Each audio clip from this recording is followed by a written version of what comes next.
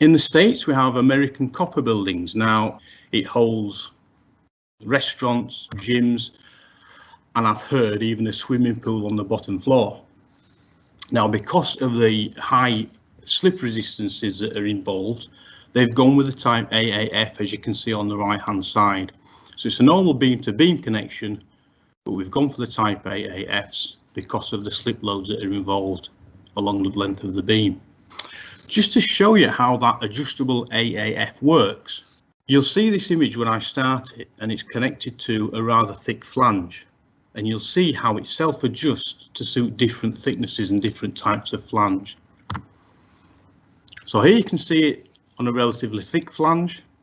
If that was a tapered flange, the rocking washer in the center will simply rotate and allow it to adjust. And on thin flanges, it will do exactly the same.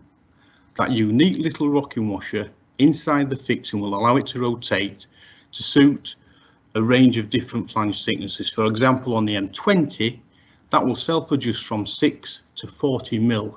So you've got a very high self-adjustment range with just the one clamp.